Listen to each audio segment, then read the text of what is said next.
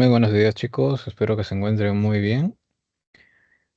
Vamos a iniciar la sesión del día de hoy. Esta vez tenemos que hablar de virus y bacterias, pero antes de eso vamos a culminar con la parte de principios inmediatos orgánicos que teníamos pendiente. Y habíamos hablado de los carbohidratos. No, recuerden que eran cuatro principios inmediatos orgánicos. Teníamos a los carbohidratos, teníamos a los lípidos, teníamos a las proteínas. Y también a los ácidos nucleicos, moléculas que nos van a acompañar a lo largo de todas estas semanitas. Y si había algo que señalar acerca de los lípidos, es que además de estar compuestos por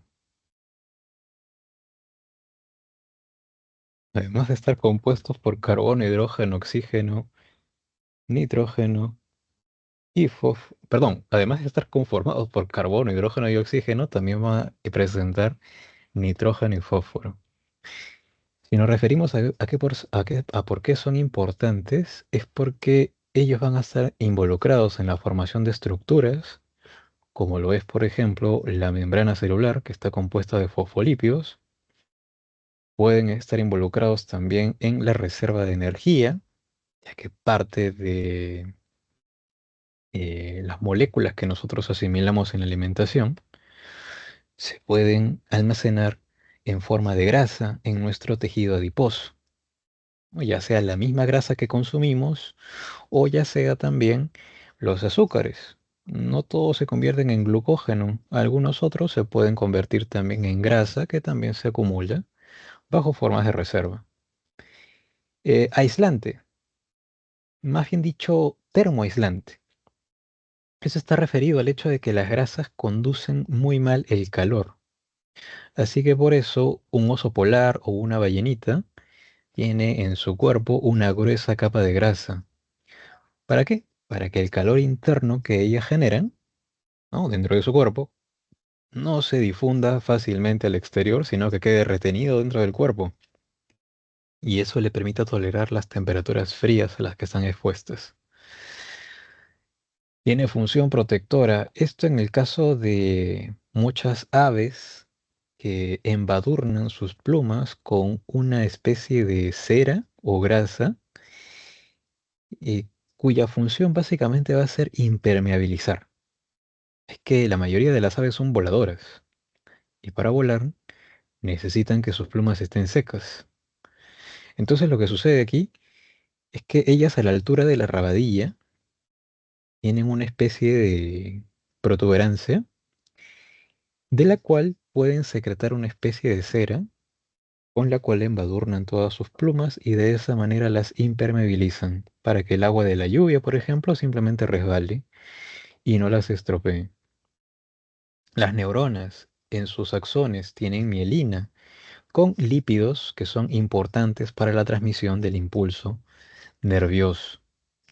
Y también habrán hormonas que tienen naturaleza lipídica, como lo son, por ejemplo, las hormonas sexuales que presentamos los varones y las mujeres, la testosterona en los varones y los estrógenos en las señoritas. Sin embargo, no todas las hormonas son lípidos, habrán también las que son proteínas, que vamos a ver en un ratito más. ¿Cómo se clasifican estos lípidos? Se pueden ser, la clasificación que existe en el libro es aquella que indica que hay lípidos simples, lípidos complejos y esteroides.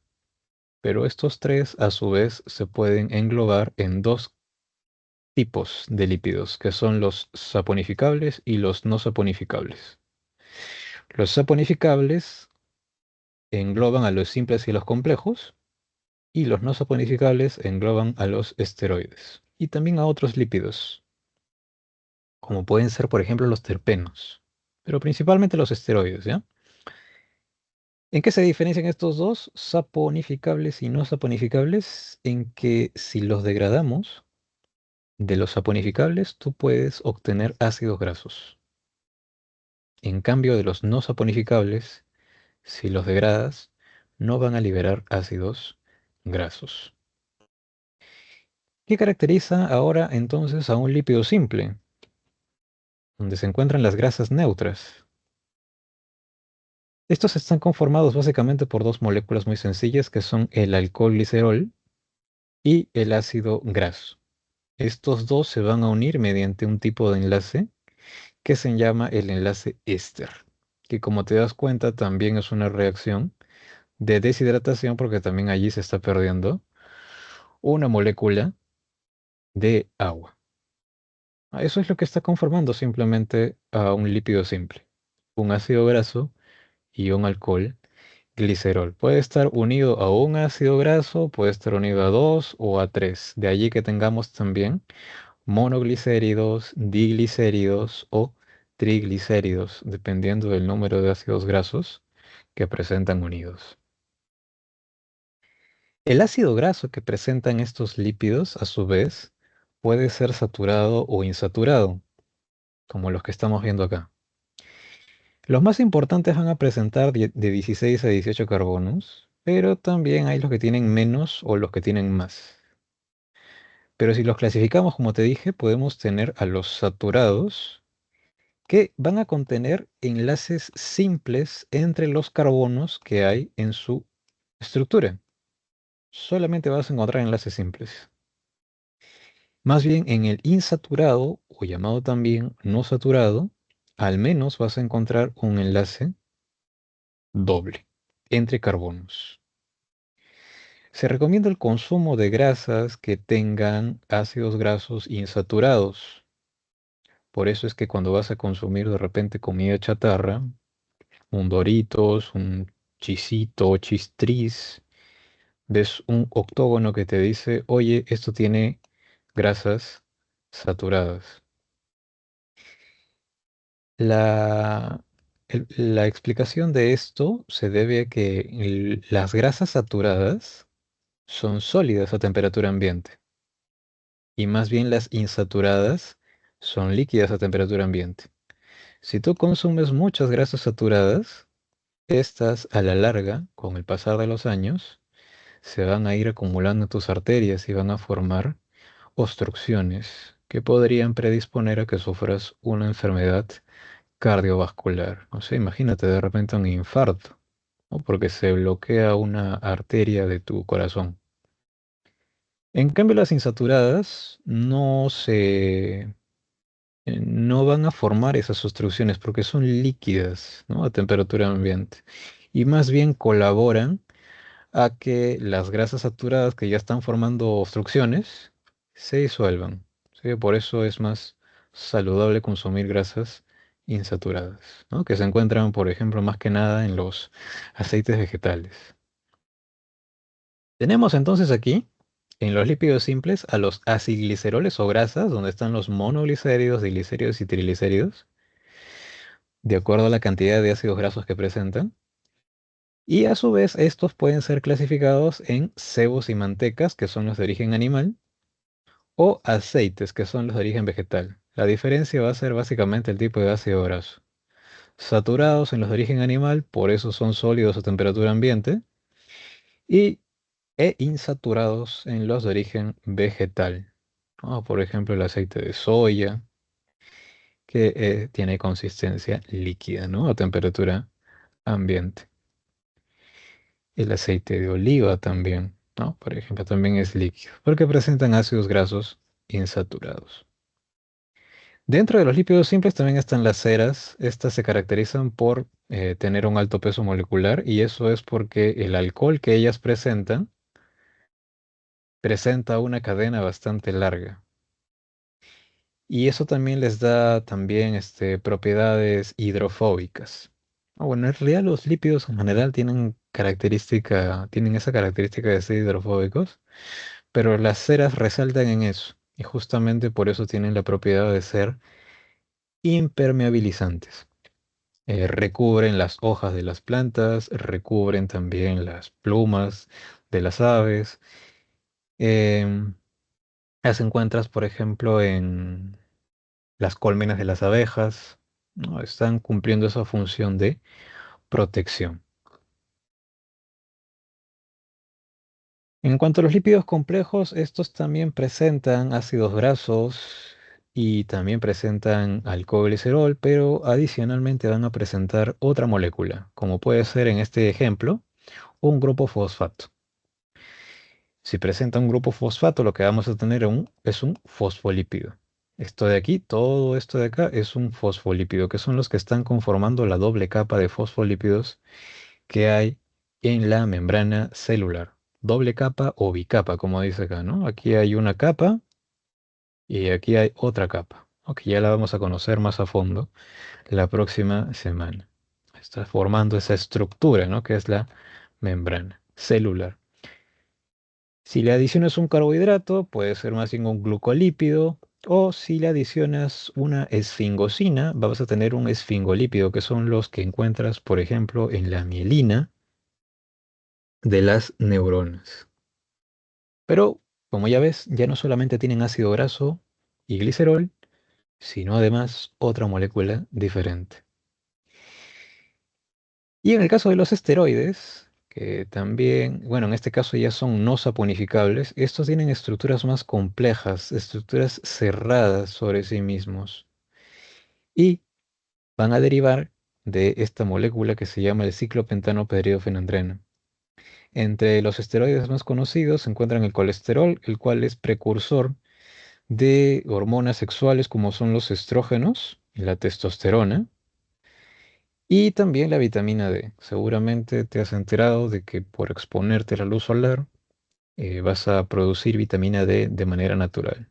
Y es que la radiación solar puede catalizar esa conversión de que las moléculas de colesterol que hay en tu piel puedan cambiar hacia vitamina D, ¿no? La cual en tu cuerpo es muy importante porque va a estar regulando el contenido de calcio. También hay dos tipos de colesterol, ¿verdad? El que es saludable y el que no es saludable, ¿no? El que tiene alta densidad o HDL es el que es saludable. El de baja densidad más bien es el que no es saludable, ¿no? También se puede agregar por allí. Esto sería básicamente lo que tenemos que conocer entonces de los lípidos. Pasemos ahora a hablar de las proteínas, que son moléculas muy versátiles. Pueden presentar también carbono, hidrógeno, oxígeno, pero también presentan nitrógeno, fósforo y azufre.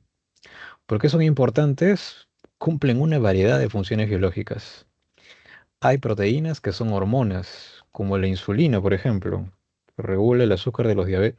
Bueno, regula el azúcar de todos, pero es de la que carecen específicamente algunos diabéticos, ¿no? Proteínas estructurales, como puede ser, por ejemplo, las proteínas que están formando esta estructura que se encuentra dentro de nuestras células, que se llama el citoesqueleto, que está conformado por tubulina. Proteínas de transporte, las que se encuentran en tu sangre, por ejemplo, en tus eritrocitos. La hemoglobina, que está transportando oxígeno, está transportando dióxido de carbono. Proteínas de reserva. ¿Por qué se les llama proteínas de reserva? La caseína de la leche, por ejemplo. Para que nosotros podamos formar proteínas, necesitamos a la unidad de las proteínas, y la unidad es el aminoácido. Existen 20 tipos de aminoácidos.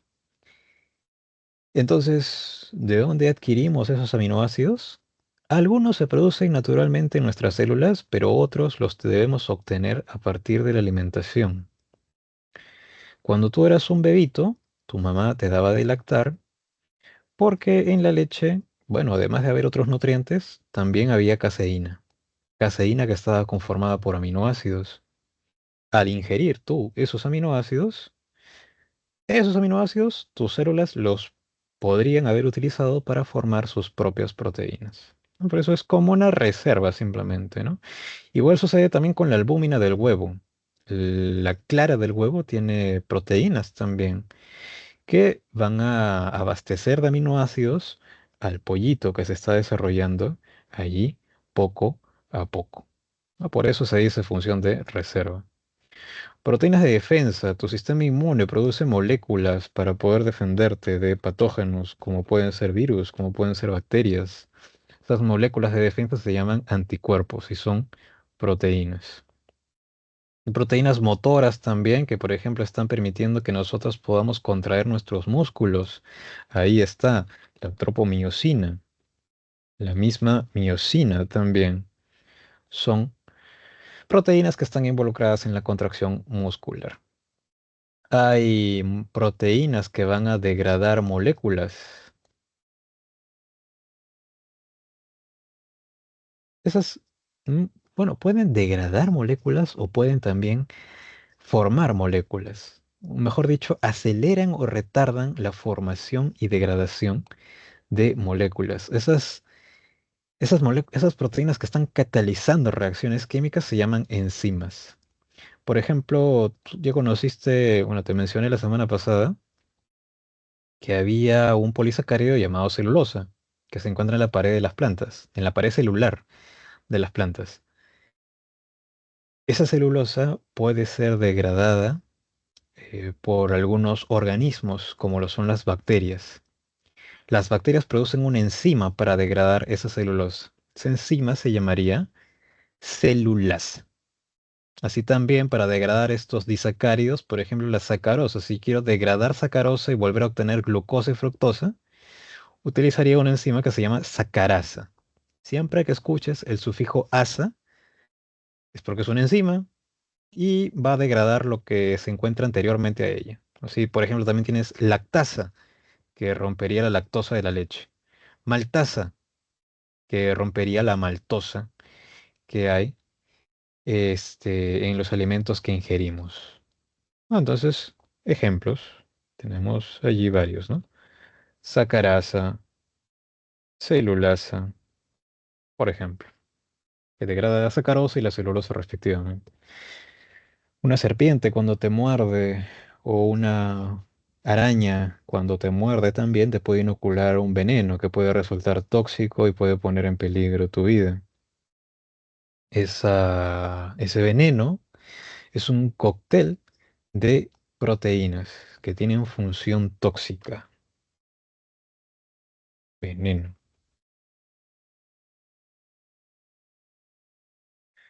Pueden tener diferentes efectos, pueden ser hemolíticas, pueden hacer que tus glóbulos rojos se empiecen a reventar como si fueran globos. Imagínate, si pierdes tus glóbulos rojos, ya no va a haber quien lleve oxígeno, dióxido de carbono a las partes de tu cuerpo. Pueden también paralizar tu sistema nervioso, son los neurotóxicos, ¿no? Por eso es que a veces cuando una serpiente muerde a su presa, la presa se queda tiesa, ¿no? No se puede mover, porque estas proteínas alteran el funcionamiento del sistema nervioso. Y de esa manera la serpiente que hace empieza a devorarla entera, ¿no? Porque no tienen dientes trituradores, ¿no? Simplemente tragan entera la presa para que se degrade lentamente dentro de su sistema digestivo. Tenemos también aquí que hablar de la unidad de las proteínas que son los aminoácidos. Estos aminoácidos son moléculas muy sencillas, como te dije hace un momento, existen 20 tipos de aminoácidos. ¿Y en qué se diferencian? En el radical que ellos presentan. Hay un átomo de carbono aquí que presenta 4 enlaces. Uno de esos enlaces está con un radical. Está la cisteína, está la metionina, está la valina, está la histidina, está el ácido aspartico, el ácido glutámico. Hay varios, ¿no? Los 20 tipos de aminoácidos. ¿En qué se diferencian todos ellos? En lo que encontremos aquí, el radical. Adicionalmente también pueden presentar, mejor dicho, un grupo carboxilo. Bueno, no pueden, siempre va a estar presente. Un grupo carboxilo y un grupo amino. Siempre van a estar presentes. Y el otro enlace que falta aquí se forma con un hidrógeno. Entonces, lo que siempre va a estar presente son estos tres, ¿no? El grupo carboxilo, el grupo amino y el hidrógeno. Lo que va a variar entre los 20 tipos de aminoácidos es el radical. El de una metionina va a ser diferente al radical que tiene una valina, por ejemplo. Ahora los aminoácidos se pueden unir entre ellos.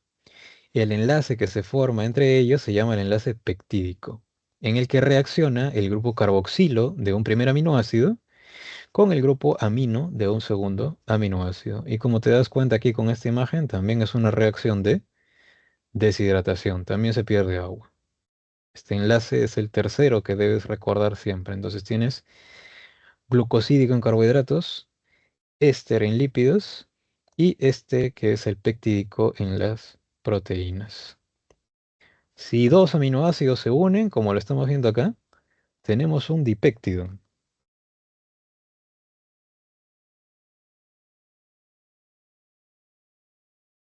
Si tenemos de 3 a 9 aminoácidos unidos, todos por enlace peptídico, tenemos un oligopéptido.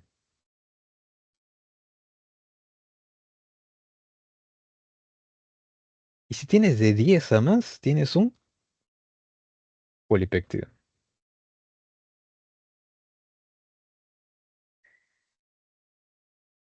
Pero, ¿un polipéptido será una proteína? ¿Polipéptido será una proteína? No,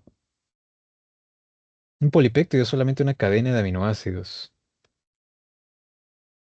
Para ser una proteína tiene que cumplir una función. Y esa función solamente se cumplirá si es que esa cadena de aminoácidos tiene una estructura en el espacio. Para eso tenemos que hablar de lo que son los niveles estructurales de las proteínas. ¿Cuántos niveles estructurales existen?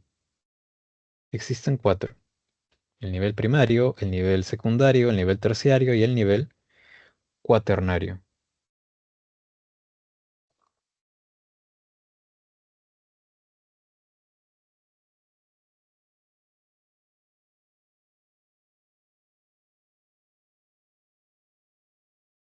En el nivel primario es lo que tenemos lo que obtuvimos en su momento, una cadena de aminoácidos. De 10 a más aminoácidos, mira, pueden ser 10, pueden ser 100, pueden ser miles de aminoácidos.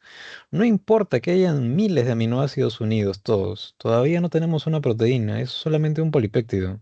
No cumple todavía ninguna función.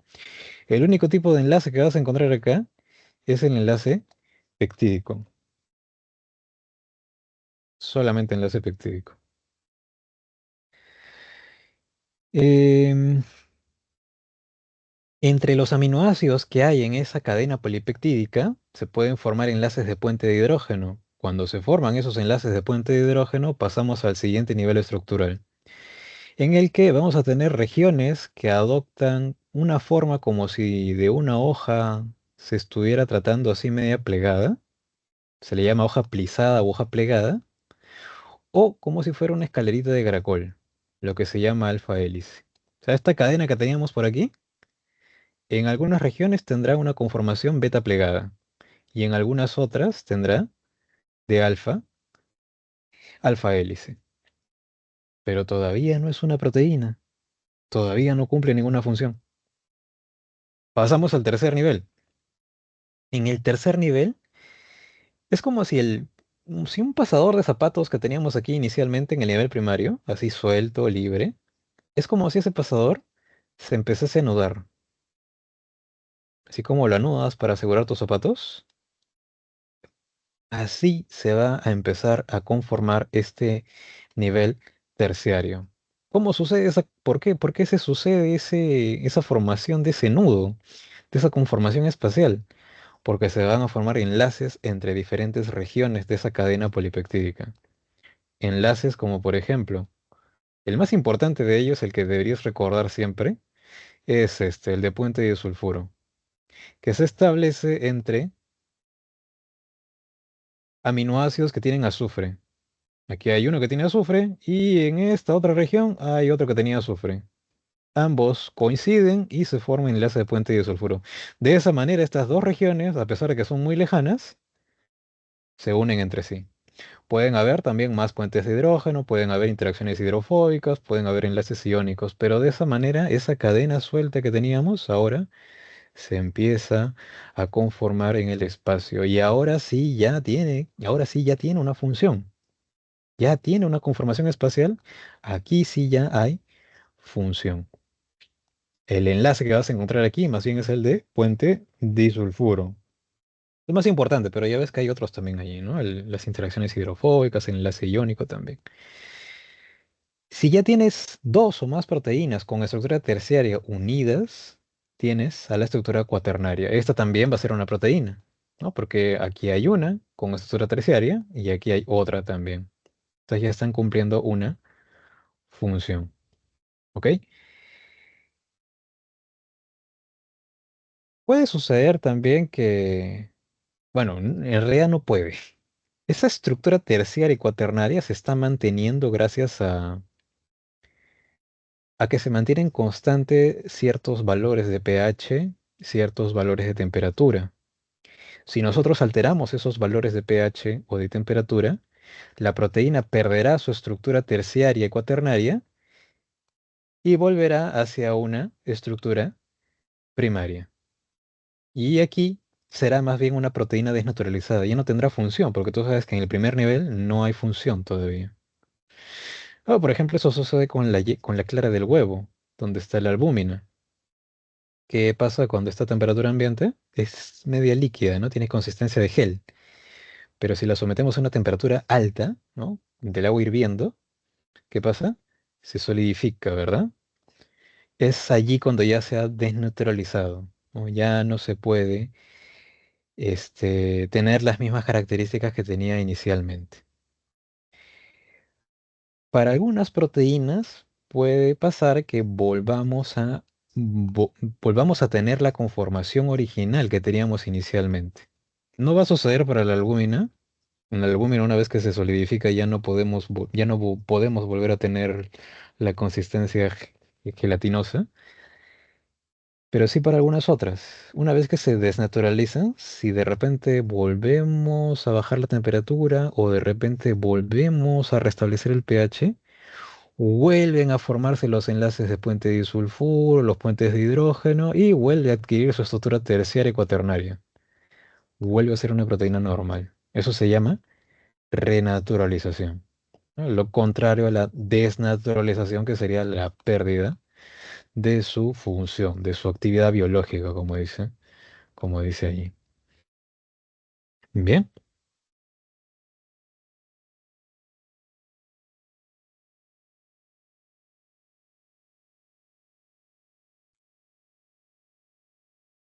Y para hablar de la última molécula orgánica, bueno, de la última macromolécula orgánica, tenemos a los ácidos nucleicos, que básicamente van a estar compuestos de carbono, hidrógeno, oxígeno, nitrógeno y fósforo, y van a ser importantes porque están involucrados en la conservación y en la expresión de la información genética. Es decir, aquí vamos a encontrar ARN y ADN. ¿Por qué? ¿Por qué están involucrados en esto? Nosotros sabemos que cualquier característica que se encuentra en nuestro cuerpo, por ejemplo, el color de tus ojos, está dado por una proteína. Hay una proteína que le da color a tus ojos, así como le da color a tu cabello, así como le da color a tu piel. Cualquier característica que hay en tu cuerpo está dada por una proteína.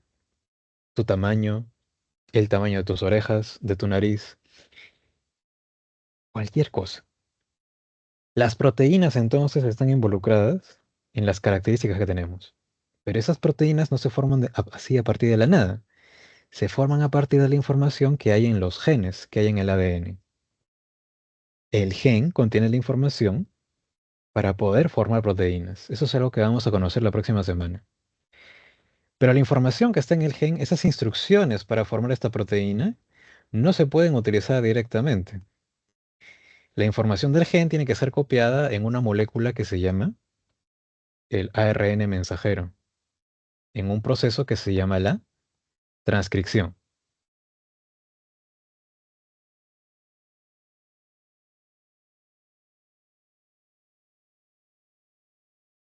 Y ese ARN mensajero tiene que ser leído por un ribosoma, que es el que se va a encargar de formar las proteínas. Ese segundo pasito se llama la traducción.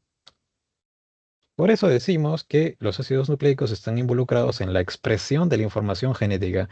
Esta información que está aquí en el gen del ADN se expresa en forma de proteínas que nos dan las características que nosotros presentamos. Y conservación, porque cuando una célula se divide, ¿qué cosa tiene que hacer? Le tiene que heredar algo a las células hijas. Le tiene que heredar una copia de su material genético. Su ADN se duplica y esas copias se heredan a las células hijas que aparecen tras la división celular. ¿No? De esa manera, la información genética se conserva. ¿Cómo clasificamos a los ácidos nucleicos? La unidad de estos ácidos nucleicos son los nucleótidos. Básicamente los nucleótidos están compuestos a su vez de tres subunidades. Pueden presentar un grupo fosfato, pueden presentar un azúcar que va a ser un azúcar pentosa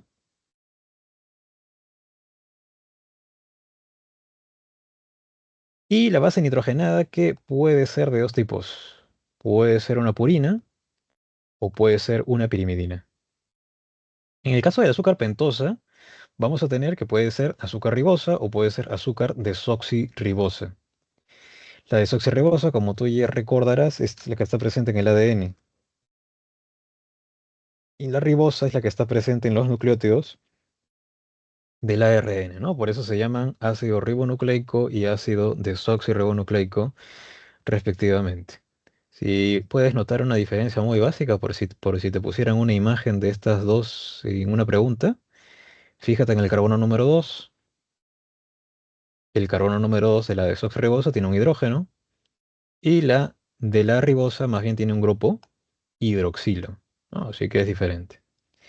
En cuanto a las bases nitrogenadas que pueden ser purinas o pirimidinas, las purinas a su vez pueden ser o adenina o guanina. Y las pirimidinas o bien pueden ser citosinas, timinas o uracilos. Podemos tener entonces ribonucleótidos si el nucleótido tiene ribosa o desoxirribonucleótidos si más bien tiene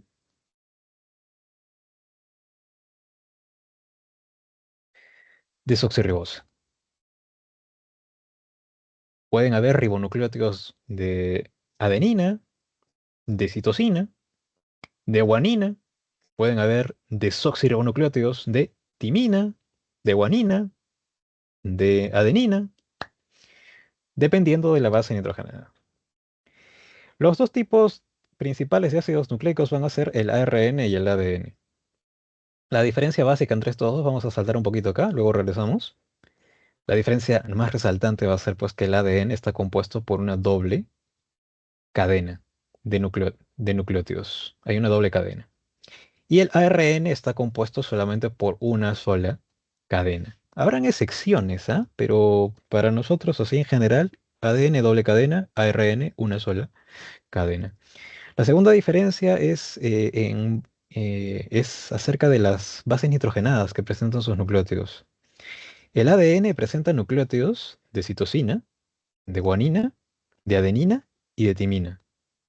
Mientras que el ARN también presentará de citosina, de guanina y de adenina, pero nunca va a presentar timina. Lo que va a presentar en su reemplazo va a ser el uracilo. Viceversa también, en el ADN nunca vas a encontrar uracilo. Lo que vas a encontrar es la timina. ¿Ok? Dos diferencias básicas entre estas dos moléculas. Como ya te dije, el ADN es una macromolécula que está compuesta por dos cadenas. Estas dos cadenas,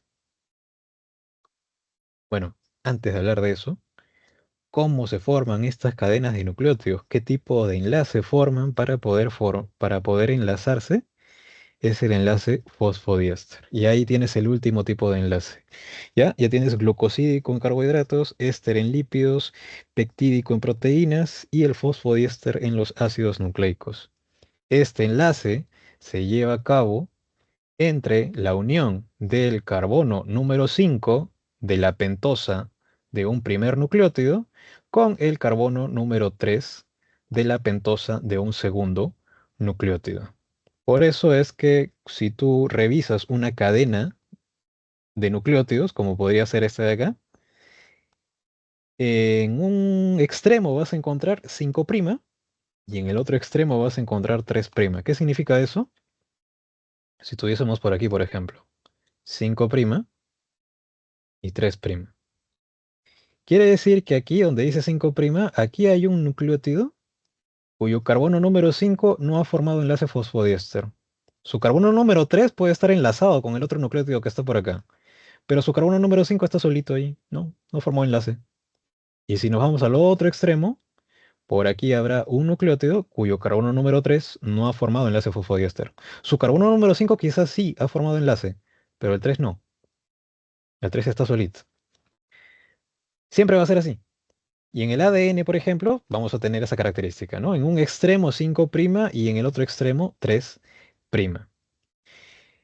En la cadena complementaria sucederá la inversa. Si aquí era 5', allí será 3'. Y si acá terminaba en 3', acá será 5'.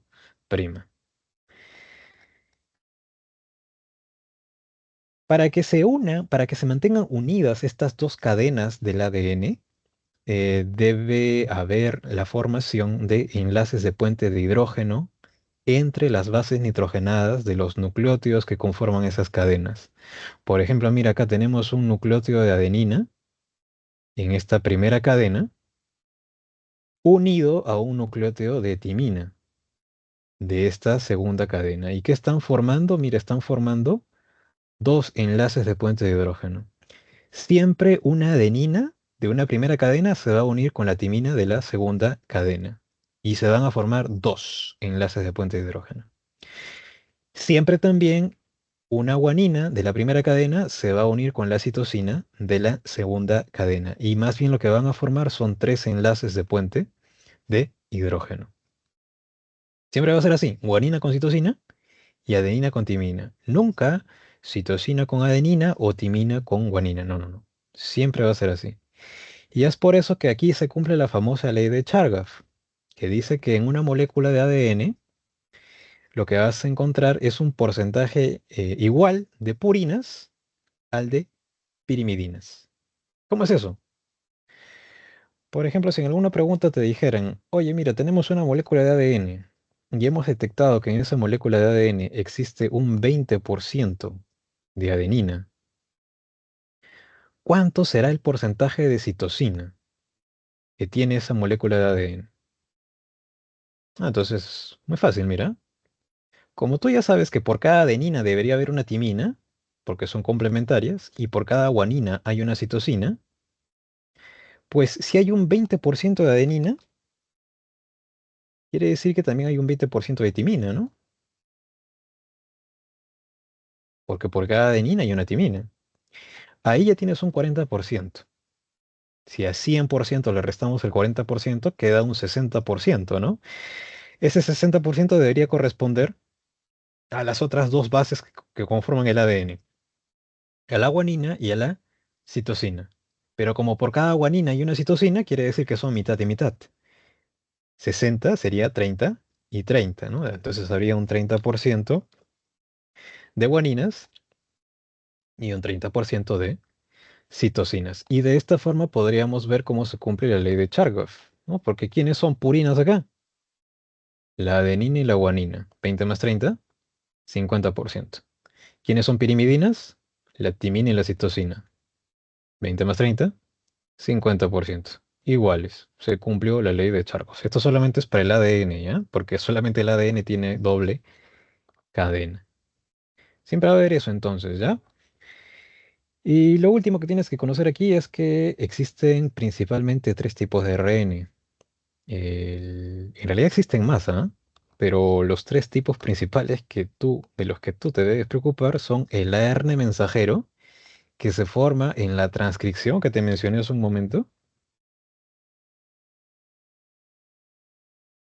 y en la traducción van a estar trabajando estos otros dos, que son el ARN de transferencia o RNT, que viene trayendo los aminoácidos para que el ribosoma pueda formar las proteínas, y el ARN ribosomal, que justamente se le llama así, pues porque el ribosoma, que está conformado por dos subunidades, cada subunidad presenta ARN ribosomal.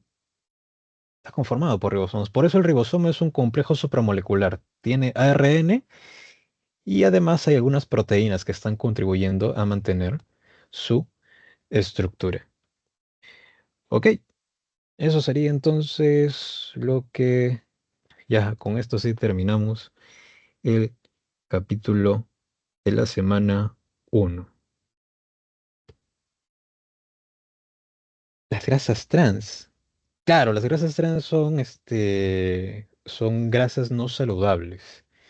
Son las que van a estar involucradas al aumento justamente del colesterol malo, del, del de baja densidad. Em, por ello también, podrían estar asociadas al desarrollo de enfermedades cardiovasculares. En el caso de los lípidos, ¿no? Que mencionamos hace un momento. No me había dado cuenta de tu pregunta, disculpa, Melody. Bien, entonces con esto ya tenemos la información que necesitamos acerca de los ácidos nucleicos. Vamos a ver ahora lo que sucede con la semana 2. ¿Qué dice la semana 2? Tenemos que hablar de virus y bacterias. Caso de los virus que tenemos por aquí. Ya vimos la semana pasada que los virus están dentro del subnivel de complejo supramolecular, ¿no? Porque básicamente pueden contener proteínas, ácido nucleico y también pueden presentar, algunos pueden presentar lípidos, como vamos a ver en un rato. Es por eso que los vamos a llamar entonces complejos supramoleculares infecciosos. ¿Por qué infecciosos? Porque pues como no son considerados organismos vivos porque no pueden reproducirse por sí solos. Tienen que meterse dentro de una célula viva, tienen que infectarla y usar su maquinaria para poder formar más copias de virus. Por sí solos no pueden. Fuera de una célula están allí, inertes y no se pueden replicar, ¿no? Lo que sí puede hacer una célula viva, ¿no? Una célula viva sí se puede dividir para formar células hijas. Entonces, por eso son complejos supramoleculares infecciosos, porque tienen que infectar células para poder replicarse. Y, de hecho, obligadamente, ¿no? Por eso se les llama también parásitos intracelulares obligados, ¿no? Porque imagínate, si no se metieran dentro de una célula, simplemente permanecen de forma inerte, no se replican, simplemente desaparecerían, ¿no? Con el tiempo, se degradarían. Son muy pequeños, eso sí, pueden medir de 20 a 300 nanómetros. Un nanómetro es como si dividieras un milímetro en 1 millón de partes. Pues imagínate qué tan chiquitos son, demasiado pequeños. Em, por eso no los puedes observar ni a simple vista, obviamente, ni con un microscopio óptico, que es la herramienta que se utiliza para observar bacterias, protozoarios, por ejemplo. Tienes que usar otra herramienta más sofisticada que se llama el microscopio electrónico. Esta es una herramienta que sí permite obtener imágenes de estructuras muy pequeñas como lo son los virus. Otra cosa también es que, ¿por qué no son considerados también organismos vivos? Porque no exhiben metabolismo. Son metabólicamente inertes. O sea, un virus que esté así fuera de una célula no va a estar formando moléculas, no va a estar degradando moléculas, como si lo puede hacer una célula viva, ¿no? Una célula viva que está funcionando normalmente, dentro de ella se están formando proteínas, se están degradando carbohidratos, se están formando ácidos nucleicos, y es que va a replicarse, hay metabolismo. Los virus no tienen. Por cierto, se dan dos nombres para la forma extracelular e intracelular de estos virus. Se le llama virus cuando está dentro de la célula infectándola.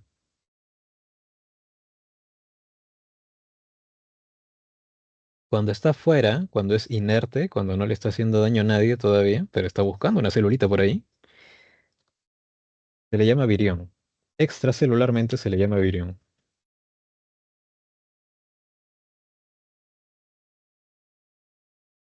Y otra cosa también, para terminar aquí con las características principales, es que son específicos.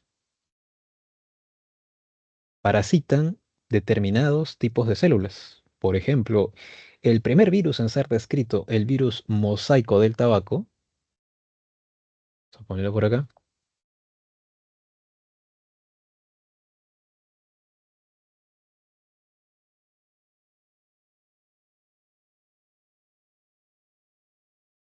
solamente parasitaría a la planta de tabaco. No parasitaría tus células, por ejemplo. No parasitaría a una paloma, a un perro, a un gato, o de repente a una orquídea, que es otra planta, pero es otro organismo. No, solamente va a parasitar al tabaco. No son específicos. ¿Por qué se da esa característica de ser específicos? Ya lo vamos a ver en un ratito, ¿ok? Ya lo vamos a ver en un segundo. En un principio se les llamó agentes filtrables. ¿Por qué se les llamaba agentes filtrables? Porque justamente como son muy pequeños, miren, son tan recontra, super, hiper chiquititos, que los filtros que usaban hace mucho tiempo, que eran unos filtros de porcelana, que servían para filtrar fluidos y retener patógenos conocidos hasta ese entonces, como eran las bacterias o protozoarios. Si más bien filtrabas un fluido que contenía virus, los virus pasaban a través de esos poros del filtro, porque son más chiquitos. O sea, los poros del filtro podían retener bacterias que son más grandes, pero no podían retener los virus, que se reían de esos poros y pasaban igualmente a través de ese filtro. Por eso se les llama agentes filtrables. Y se descubrió de esa manera, pues, que habían entidades muy pequeñas que podían ser infecciosas, que no eran ni bacterias, no eran ni protozoarios, eran algo mucho más chiquito, ¿no? Y por eso le dieron el nombre de virus, que en latín significa veneno o toxina. Porque precisamente, pues, los virus, al ser parásitos intracelulares, van a estar, pues, causando enfermedades, ¿no? Van a estar alterando a las células a las que infectan. ¿Qué partes tiene la estructura de un virus? Bueno, un virus, al igual que nosotros, va a tener un genoma. Tú dirás, ¿qué es un genoma? Un genoma es la totalidad de genes que hay en un organismo. Como te dije hace un momento, los genes son las unidades que contienen la información para poder formar proteínas. Un virus también tiene genes, por ello también tiene un genoma, tiene una totalidad de genes. Y su genoma, bueno, que en nuestro caso está conformado por ADN, en el caso del virus puede estar conformado por ADN o puede estar conformado por ARN. Ojo, o nunca ambos. O sea, si nosotros estudiamos un virus como el que está acá, su genoma va a tener o bien solamente ADN o bien solamente ARN. A diferencia de una célula viva en la cual puedes encontrar ADN principalmente, pero también vas a encontrar ARN que se está formando por ahí, ARN mensajero, ARN de transferencia, el ARN ribosomal que viste hace un rato. Pero en un virus, o bien solo encuentras ADN, o bien solo encuentras ARN. Ese genoma, a su vez, está protegido por una estructura que se llama la cápside. Y esa cápside, si nosotros le hiciéramos un zoom, estaría conformada por unidades pequeñitas. Esas unidades pequeñitas son proteínas que se llaman capsómeros. Aquí está, capsómeros. En conjunto, formarían la cápside que protege al ácido nucleico del virus. Si nosotros tomamos en conjunto a estos dos elementos, tanto el genoma como la cápside, vamos a utilizar un término que se llama núcleo cápside. ¿No? Engloba lo que es el ácido nucleico y a la cápside, ¿no? Esto puede ser o bien ADN, ya sabes, o bien ARN. Esta es la conformación más básica que puede tener un virus. Solamente tiene nucleocápside. Pero habrán algunos otros que tienen envoltura. Hay una estructura por encima, que es la envoltura. Todo esto que estamos viendo por acá. ¿De dónde deriva esta envoltura? Deriva de la membrana celular a la que este virus infectó en el pasado. Por ejemplo, en el caso del VIH, que infecta linfocitos TCD4, el VIH tiene envoltura. Esta envoltura sería parte de la membrana de un linfocito TCD4 a la que este VIH infectó en el pasado. Los virus son estos virus con envoltura son como los personajes así de las películas de Halloween que matan a sus víctimas y les quitan la piel y se las ponen encima. Entonces, imagínate, se está recubriendo allí con la membrana de una célula que él mató en el pasado. Eso es lo que es la envoltura. Deriva entonces de la membrana celular del huésped, que sería la célula que albergó ese virus en el pasado. No solamente tendría lípidos, entonces fosfolípidos, sino que además pueden presentar proteínas virales. Estas proteínas son las que están involucradas en la fijación de este virus a la membrana de la célula a la que va a infectar. Por ejemplo, en el caso del VIH, si este fuera el VIH, hay proteínas en su envoltura que se van a unir a las proteínas que se encuentran en la membrana del linfocito TCD4. Si este fuera el linfocito TCD4,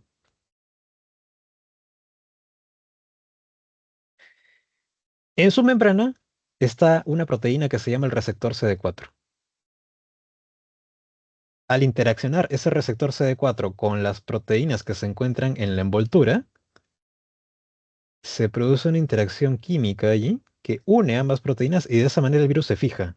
Y de esa manera cumple el primer paso para poder ingresar al linfocito y parasitarlo. Es por eso que los virus son específicos, porque solamente van a reconocer determinadas proteínas. Esta proteína de este virus que se encuentra en su envoltura solamente se va a unir a ese receptor CD4, no se va a unir a otra proteína de otra célula. Justamente por eso parasita solamente este linfocito, porque el receptor CD4 solamente está presente en ese linfocito y en algunas otras células, que también van a ser blanco de este virus, porque justamente también van a ser reconocidas por este virus. Pero ya vamos a ver eso en un momento. Pero por eso son específicos, ¿ah? Por ese reconocimiento específico de proteínas en la célula a la que van a infectar. Y esas son las proteínas entonces que están en la envoltura. Son proteínas de unión, ¿no? Son proteínas que les permiten a los virus unirse a las células a las que van a infectar para posteriormente, ¿no?, ingresar, inyectar su material genético. Esas son las tres cosas entonces que vamos a encontrar, perdón, cuatro cosas que vamos a encontrar en un virus. Vamos a encontrar un genoma, una cápside, una envoltura y proteínas que se encuentran también en la envoltura. ¿Cómo le hace un virus para poder replicarse ahora? ¿No? ¿Qué tiene que hacer para poder replicarse? Antes de hablar de eso, no me había dado cuenta de esto. Vamos a hablar de cómo se clasifican los virus, ¿ya? ¿Cómo se clasifican? Vamos a usar tres criterios de clasificación. El primer criterio es por las estructuras que presenta, como dice acá. Yo prefiero llamarlo por la presencia de envoltura, porque la envoltura es una estructura, ¿no?, que presenta el virus. Por el tipo de ácido nucleico, sería el segundo criterio. El tercer criterio sería por la simetría de la cápside. Primer criterio, por la presencia de envoltura. Tienes dos tipos de virus.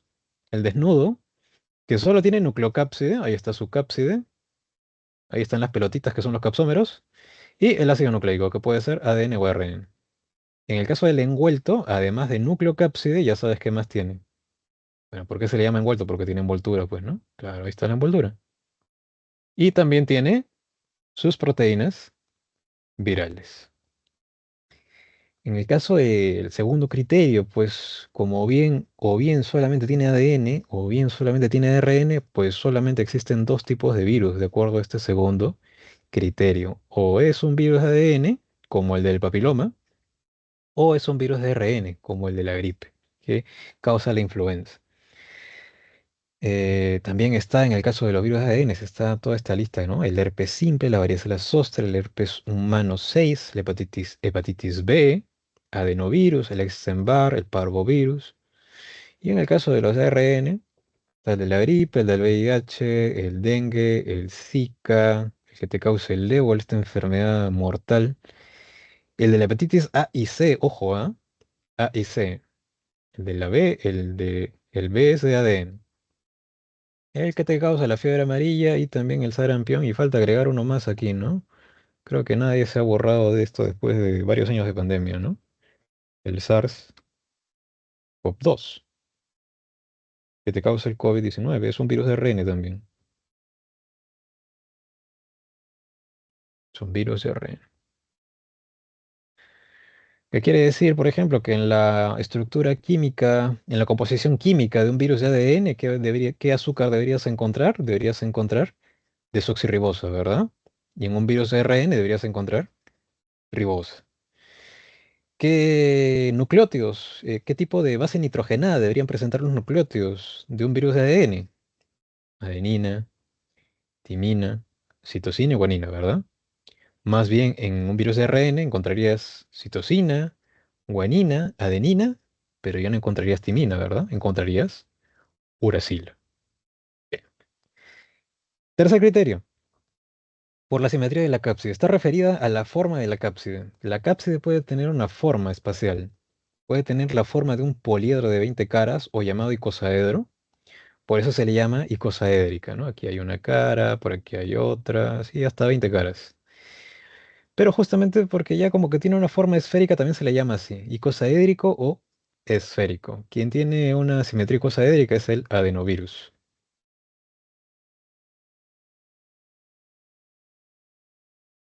Hay otros virus cuyos capsómeros se empiezan a unir de tal manera que empiezan a formar como una escalerita de caracol. Así como lo estoy poniendo acá.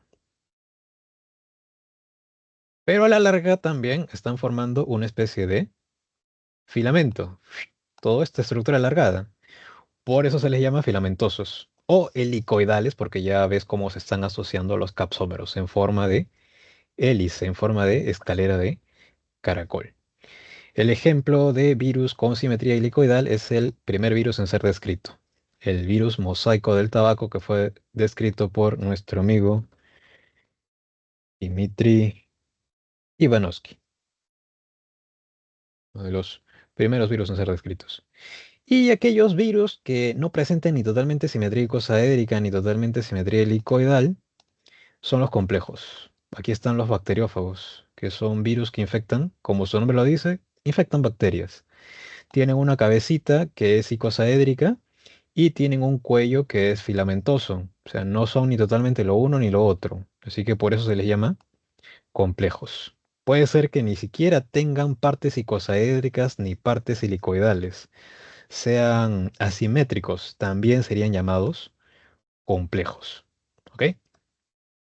Justamente esta es la forma más representada de un virus, ¿no? Así que parece una arañita, ¿no? Son bacteriófagos. Son virus que infectan bacterias. Y ahora sí, vamos a hablar de cómo es que le hace un virus para poder replicarse. Cómo es que agarra una célula y le dice, oye, te voy a usar para poder formar más copias de mí. Si solo tiene genoma y la cápside, ¿cómo se unen con los receptores de la célula? Porque los capsómeros también son proteínas, ¿no? Los capsómeros que forman la cápside también tienen proteínas, también son proteínas, perdón. Se pueden unir a proteínas específicas de la célula a la que van a infectar, ¿no? Todo se trata de complementariedad, solamente. Las proteínas cuando adoptan estructura terciaria, adoptan formas que pueden ser complementarias con otras. Y es por eso que lo represento como cuando se unen estas dos proteínas, la viral y la de la célula que va a ser infectada, como si de una llave con una cerradura se tratase. Cuando tú metes la llave en la cerradura, ¿no? Encaja perfectamente. De la misma manera se unen la proteína del virus, que puede ser de la cápside o puede ser de la envoltura, con la proteína de la célula a la que va a ser infectada. Son complementarias. De esa manera el virus se puede fijar, que justamente la fijación es el primer paso del llamado ciclo lítico que ejecutan los virus para poder replicarse. Ahora vamos a ver por qué se llama ciclo lítico. Pero aquí está nuestra víctima, está la bacteria, ¿no? Ahí está su cromosoma bacteriano de color, bueno, yo lo puse de color rojo. Y aquí está el victimario, que está el bacteriófago. El bacteriófago viene y se fija a la membrana de la bacteria. Ya saben por qué se produce esto, ¿no? Porque hay una interacción entre las proteínas del virus y las proteínas de la membrana de la célula que va a ser infectada. Allí, este es el primer pasito. Bueno, ya dice uno ahí, ¿ya? Pero a continuación hay otros números, pero que no necesariamente revelan el orden que ustedes deben conocer, ¿ya? Así que los voy a poner de color rojo. El primer paso sí es la fijación, ¿ya? Esto se produce por interacción entre proteínas virales y del huésped, que va a ser la célula que va a ser infectada. Segundo paso, el virus, en este caso el bacteriófago, lo que va a hacer es inyectar su material genético. Va a inyectar, si fuera un virus de ADN, va a inyectar su ADN. Todo su ADN va a ingresar al citoplasma de la bacteria. Ese segundo paso se llama penetración. Penetración. El ácido nucleico. Puede ingresar, mira, puede ingresar solamente el ácido nucleico, como en este caso, o puede ingresar todo el contenido de la cápside, como va a suceder en otros tipos de virus. Los virus tienen diferentes mecanismos para infectar a sus células. Esto es solamente una forma general. Para este ejemplo, solamente ha inyectado su ADN. ¿Qué va a pasar a continuación? Ese ADN que ha ingresado, ese ADN viral, va a ser reconocido por la célula como si fuera suyo. Y como ese ADN viral tiene genes virales, eh, va a poder ser utilizado para formar más copias de ese ADN viral y también, leyendo los genes que hay en ese ADN viral, formar proteínas virales. Va a formar las proteínas de los capsómeros. Si fuera un virus con envoltura, se formarán las proteínas de la envoltura. Allí vamos al tercer y cuarto paso. El tercer paso se le llama replicación del ácido nucleico viral.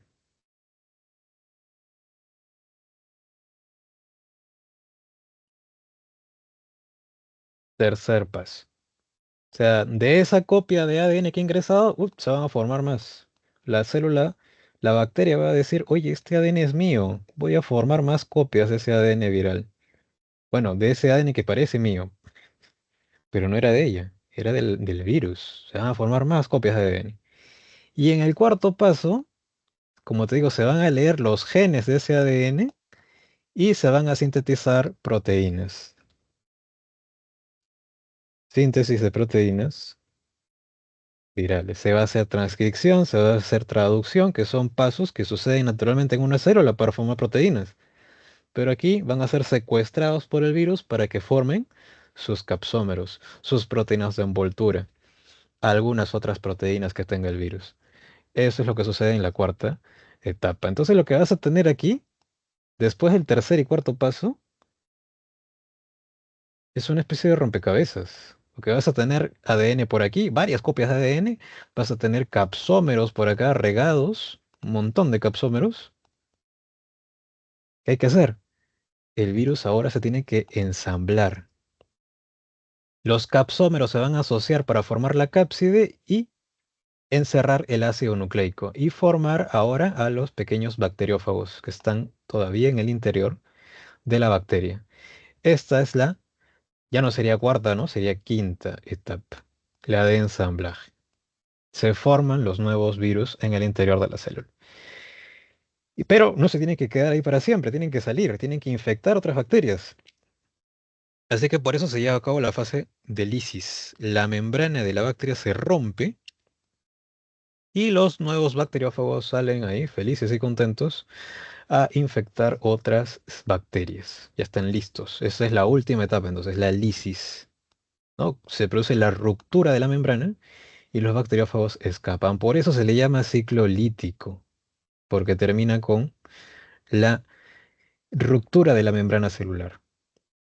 Ahora, esto es algo ideal solamente, ¿ah? No es que un solo virus se ancle a la bacteria y conduzca toda esta serie de pasos. Las bacterias en realidad sufren el aterrizaje de cientos de virus en su membrana y todos a la vez inyectando su ácido nucleico. Es terrible lo que le sucede. ¿No? En el caso de un virus que tenga envoltura, la liberación de estos se lleva a cabo por gemación. Imagínate que ya se llevó a cabo la tercera etapa de replicación. Ahí tenemos una copia de ácido nucleico viral. Y la cuarta etapa, la de síntesis de proteínas. Ahí están los capsómeros. Y también se han formado las proteínas de envoltura, pero las proteínas de envoltura no se quedan aquí en el citoplasma. Se van a la membrana y allí se van incrustando. Se van colocando ahí en la membrana, como si de espinitas se tratasen. ¿Para qué? Cuando se lleva a cabo la quinta etapa, la de ensamblaje, los capsómeros que van a hacer van a encerrar el ácido nucleico y se va a formar una nucleocápside. Como este es un virus con envoltura, tiene que adquirirla, ¿no? ¿Cómo le va a hacer? Se va a ir a la membrana y allí se va a recubrir de un poquito de membrana que ya lleva esas proteínas virales. Así hasta formar una pequeña yemita. Hasta que esa yemita se desprende y emerge el virión listo para poder infectar a otras células. Este ya sabes que se llama virión, ¿no? Porque es un... está fuera de la célula ya. Ya salió, está liberado.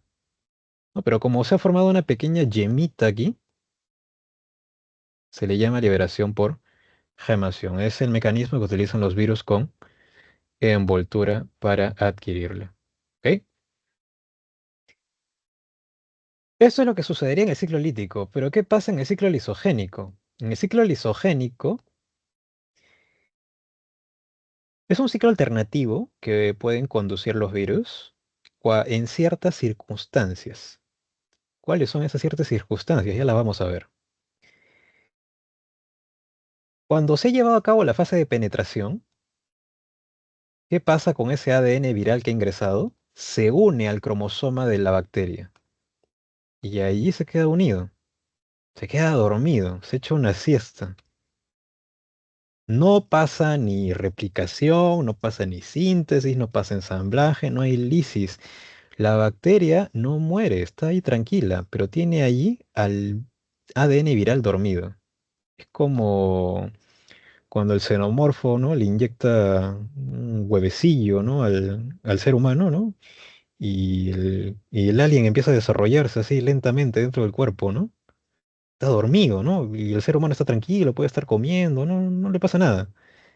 Así está la bacteria. Incluso, mira, puede dividirse, bueno, esto sí no sucede con los xenomorfos, pero la bacteria sí puede dividirse, puede tener bacterias hijas, y cada bacteria hija hereda una copia del ADN viral, que sigue allí dormido. Pero en algún momento, en alguna generación de bacterias, ese ADN viral se despierta y dice, oye, no, yo tengo que cumplir mi misión. ¿Para qué estoy acá? Estoy programado para formar más copias virales. Voy a despertar, voy a pasar a la fase de replicación, voy a pasar a la fase de síntesis y entra nuevamente en el ciclo lítico. ¿Por qué ha sucedido eso? ¿Por qué ha sucedido esta etapa de dormancia, de como de hibernación, ¿no? Porque a veces no le conviene al virus conducir el ciclo lítico. Puede ser que se encuentre en una población de bacterias que tengan un ritmo de crecimiento muy lento, que hayan pocas bacterias. Imagínate si el virus mata a esas bacterias, se queda sin bacterias para seguir infectando. En cambio, si hubiera una población que está creciendo a un ritmo acelerado, hay bastantes recursos, hay bastantes bacterias, al virus ahí sí le conviene. No importa, mato estas bacterias para replicarme, tengo más para poder seguir replicándome. Entonces, cuando hay ciertas condiciones, el virus se va a quedar allí dormido, o porque no le conviene conducir el ciclo lítico. Y ya cuando detecta cambios en el crecimiento de las bacterias, ya pues regresa al ciclo lítico y hace fechoría y media. Eso es lo que sucede. ¿Ok? Bien, eso es entonces lo que sucede para la replicación viral. Este es un modelo general, ¿ya? No todos los virus conducen esa serie de pasos ordenados. Hay algunas modificaciones, por ejemplo, como las que vamos a ver ahora con el virus del VIH. Este virus de la inmunodeficiencia humana es causante de uno de los flagelos de la población humana ya desde hace varias décadas. ¿No? Porque es causante, a la larga, una infección con este virus a la larga puede causar el síndrome de inmunodeficiencia adquirida. Digo a la larga porque este virus, cuando nos infecta, tiene un ciclo de replicación muy largo. Así que por eso el desarrollo del SIDA se puede llevar a cabo varios años después de haber adquirido el virus. 7, 8 años, por ejemplo. ¿Por qué se produciría el SIDA? Bueno, el SIDA se produce justamente porque este virus, su platillo favorito de este virus, son los linfocitos T CD4, como dijimos hace un rato, ¿no? CD4. Además, el linfocito T CD4 infecta otras células, como son los monocitos y las microglias. Mira, los linfocitos TCD4 son un elemento muy importante de tu sistema inmune. Si nosotros comparásemos un ejército humano con el sistema inmune, el linfocito TCD4 vendría a ser como el general que está dirigiendo al batallón. Si no hay general, el batallón está desordenado, tiene miedo, no quiere enfrentarse al enemigo. Entonces, si este virus infecta prolongadamente a una persona, va a destruir a la larga gran parte de su población de linfocitos TCD4 y su sistema inmune va a estar como el ejército sin general, desorientado, no va a poder defenderte de los patógenos. Es allí cuando se contrae el SIDA, que es una baja del funcionamiento del sistema inmune. Cuando una persona ha desarrollado SIDA, ya la muerte no se produce por el VIH, se produce por una infección oportunista. De repente no se contrajo el virus de la gripe y ingresa el virus de la gripe y no encuentra defensas, socava el cuerpo y puede causarle la muerte a esa persona. Esa persona de repente contrae tuberculosis. La tuberculosis puede ser combatida por una persona que no tenga el SIDA, ¿no? Puede recuperarse de la tuberculosis. Un tratamiento muy largo, pero se puede recuperar. Pero una persona que tenga SIDA, esa bacteria no va a encontrar defensas y también puede matar a esa persona en solamente unos pocos días. O sea, el sistema inmune está totalmente debilitado cuando se llega a este cuadro. Pero para eso, como te digo, tienen que sucederse todavía varios años en los que el virus está replicando y está socavando tu población de linfocitos T CD4. ¿Qué características tiene este virus? Es un virus de ARN. De hecho, en su cápside tú vas a encontrar dos copias de ARN. Como son dos, por eso se le llama dímero. Y como cada RN tiene una sola cadena, se le llama dímero monocatenario. Monocatenario significa una cadena. Eh, Dentro de su cápside además vas a encontrar otras dos proteínas importantes. Mira, esta es la cápside, lo que estoy ahí resaltando. Ahí están las dos copias de ARN, pero además puede presentar una enzima muy importante que puede llamarse retrotranscriptasa, transcriptasa inversa o transcriptasa reversa. Cualquiera de esos tres nombres son iguales. Esta enzima es la que el virus va a usar durante el ciclo de infección que vamos a ver a continuación. Otra enzima que utiliza también es la enzima integrasa. Esas enzimas, yo te dije hace un momento que las enzimas aceleran o retardan reacciones. Mientras el virus está fuera del linfocito, o del monocito, o de la microglia, esas enzimas están inactivas, porque recuerda que los virus son metabólicamente inertes, fuera de la célula. Es un virus además con envoltura, ya sabes de quién deriva esta envoltura, ¿no? Ya te lo dije hace un rato, ¿no? Esta envoltura va a derivar pues de un linfocito TCD4, de la membrana de un linfocito TCD4 que fue infectado en el pasado, o de un monocito, o de una microglia, ¿no? Que también son células infectadas. Y en la envoltura, como ya sabes, vas a encontrar proteínas virales. Dos principales son estas dos de acá, la glicoproteína 120 y la glicoproteína 41. Justamente estas dos son las que están involucradas en la unión al famoso receptor CD4, que es la proteína que vas a encontrar en la membrana del linfocito T, CD4. Vendríamos a decir que las glicoproteínas virales vendrían a ser como la llavecita y el receptor CD4 vendría a ser como la cerradura. El virus inserta la llave en la cerradura y ya se fijó, ya tiene la puerta abierta para poder ingresar al linfocito. Este receptor también está presente en monocitos y en microglias, por eso es que ellas también son susceptibles de ser infectadas por este virus. Ah, y aquí tienes la foto con un microscopio electrónico, ¿no? No se ve tan bonito como en la imagen de la derecha, pero pues esto los científicos cuando obtienen esta imagen la interpretan, pues, ¿no? Dicen esto es la envoltura y esto es la cápside, ¿no? Que encierra al genoma viral. Y los cachitos, incluso se pueden ver las proteínas de envoltura, ¿no? Aquí se ven ciertos cachitos así medio translúcidos. Esas son las proteínas de envoltura, las glicoproteínas. Están ahí. No es que obtengamos la foto así con gran definición como lo tenemos a la derecha, ¿no? Hay que interpretar la imagen que se obtiene al microscopio electrónico. ¿Cómo lees un virus ahora para poder replicarse? Aquí vamos a encontrar ciertas modificaciones respecto al ciclo lítico que vimos hace un ratito. Ya sabes qué pasaría en la fase de fijación, ¿no? Las glicoproteínas de la envoltura del virus interaccionan con el receptor CD4 del linfocito T. El virus insertó la llave en la cerradura, ahora tiene la puerta abierta para entrar. ¿Qué cosa ingresa? Ingresa todo el contenido de la nucleocápside. Va a ingresar el ARN, las dos copias, y va a ingresar también la enzima integrasa que vimos hace un rato y la enzima retrotranscriptasa. Ojo que justamente aquí hay algo especial porque como este es un virus con envoltura, luego de esta fijación, ¿qué pasa? Se fusiona la envoltura del virus con la membrana del linfocito T. Tiene sentido, ¿no? Porque ambos son lo mismo. La envoltura del virus deriva de la membrana de un linfocito TCD4. Es que tiene sentido que se fusionen. Y es por eso que ingresa todo el contenido de la nucleocápside.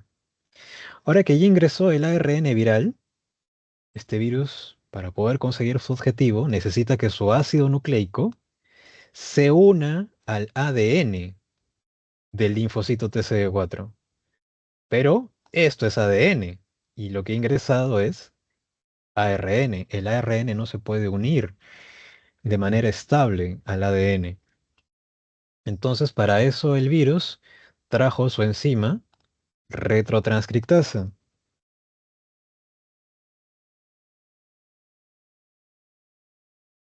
Esta enzima cataliza la conversión del ARN viral en ADN de doble cadena, ¿no? Porque dijimos que el ADN tiene doble cadena, ¿verdad? Más bien el ARN era de una sola cadena. Esta enzima, retrotranscriptasa o transcriptasa inversa o transcriptasa reversa, cataliza la retrotranscripción o transcripción inversa o transcripción reversa, como quieras llamarlo. Es lo mismo. El ARN se utiliza como molde para formar ADN de doble cadena viral. Y este ADN es el que puede atravesar los poros del núcleo e insertarse en el ADN del linfocito TCD4. Aquí está, ya está unido y es reconocido como propio. El linfocito TCD4 va a decir, ah, oye, esta región es mía. Ah, voy a leer los genes que hay en ese ADN viral. Voy a duplicar las copias de ARN que se forman a partir de este ADN viral. De esa manera se van formando pues varias copias de ARN, se van formando los capsómeros y se forman también las proteínas de envoltura, que ya sabes que no se quedan aquí en el citoplasma, sino que se van incrustando en la membrana del linfocito. Después de llevarse a cabo la fase de ensamblaje y formarse la nucleocápside, ¿qué pasa? Se retira hacia la membrana y allí se recubre de un poquito de ella, que ya lleva las proteínas virales, y emerge por gemación, convirtiéndose en un virión listo para infectar a otro linfocito T CD4. Ya está listo. Ustedes sabrán que en la actualidad no todas las personas que tienen una infección con VIH contraen SIDA. Y eso es porque una persona, una vez que ha sido diagnosticada con VIH, puede ser sometida a un tratamiento. ¿En qué consiste ese tratamiento? Consiste en la administración de fármacos que pueden bloquear partes del ciclo de este virus. Uno de los fármacos, bueno, un grupo de fármacos más conocidos para el tratamiento de esta infección son los antirretrovirales.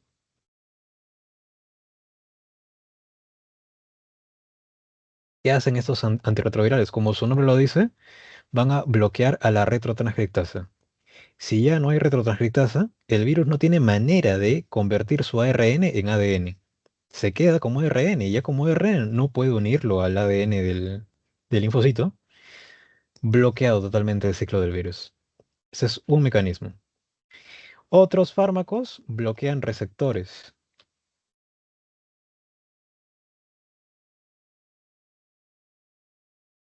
¿Qué hacen esos fármacos? Esos fármacos se unen, vienen por aquí, y se unen al receptor CD4. Lo bloquean de esa manera. Así que cuando el virus del VIH viene, quiere fijarse, quiere fijarse, quiere fijarse, no puede, porque el receptor ya está ocupado, está bloqueado. Ya hay otra llave metida en la cerradura. Ya no puede fijarse, así que se queda allá afuera y ya pues se degradará, pues porque no va a encontrar una célula en donde replicarse. Esas son los dos principales fármacos que van a ayudar pues a que el virus no consiga su objetivo y que la población de linfocitos TCD4 en esa persona que ya tiene el virus no se reduzca y de esa manera su sistema inmune siga fuerte, puede ayudarle a enfrentar las diversas infecciones por patógenos que podrá sufrir a lo largo y prolongar su vida. No todas las personas desarrollan SIDA gracias a este tratamiento farmacológico. ¿Ok? Pero si no recibes tratamiento farmacológico, ya sabes qué te pasa, ¿no? Aparece el SIDA, sistema inmune debilitado, y un patógeno oportunista te puede causar la muerte. Y en este caso sí vendría a ser lo mismo, ¿no? Si hablamos de ciclo lítico, vendría a ser lo mismo lisis. Bueno, aunque más que nada, lisis está referido al hecho de que la célula se rompa su membrana y todo su contenido se vierta al exterior, ¿no? Imagínate todas sus proteínas, todo su citoplasma, todo su núcleo, todo su ADN repartido así en el exterior. A eso se le llama lisis, cuando una célula revienta. Y la liberación vendría a ser pues que ya eso es aprovechado por los virus que están en el interior para emerger hacia el exterior, ¿no? Si hablamos de ciclo lítico, las dos cosas están sucediendo allí.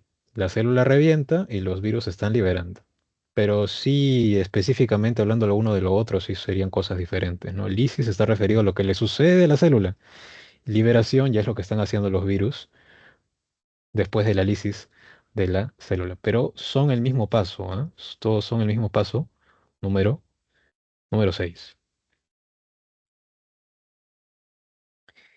VIH Profe, positivo, VIH negativo. Ah, sí, dime, yo tengo una pregunta. Lo que pasa es dime. que yo había visto que en el ciclo lisogénico, o sea, el material genético se integra directamente al ADN de la célula, pero en el ciclo lítico no, y luego de la división celular en el ciclo lisogénico baja, o sea, como que hace de ciclo lítico. Pero aquí, o sea, en el segundo, en el ciclo lítico, no está en el mismo ADN, o sea, está separado. O sea, por eso quería saber si para pasar de ciclo lisogénico a ciclo lítico, o sea, ¿se separan los dos ADNs o qué Sí, pasa? Porque sí, se separarían, claro. Se tendría que separar del cromosoma bacteriano y conducir toda la serie de pasos de ciclo lítico. Los virus tienen estrategias diversas en realidad. Hay algunos que van a hacer eso, ¿no? Que van a unir su ADN al ADN de la célula hospedera, como estamos viendo acá, por ejemplo, en el caso del VIH. Y algunos otros no lo necesitan, ¿no? Simplemente insertan su material genético y eso es lo único que se necesita para conducir las otras etapas. No necesita estar unido el ADN de la bacteria. Pero para este caso sí, pues en caso para pasar del lisogénico al lítico, claro, tendría que desprenderse. Esto de acá que está unido allí se liberaría, se desprendería, ¿no? Y conduciría a las otras etapas, ya ahora del ciclo lítico.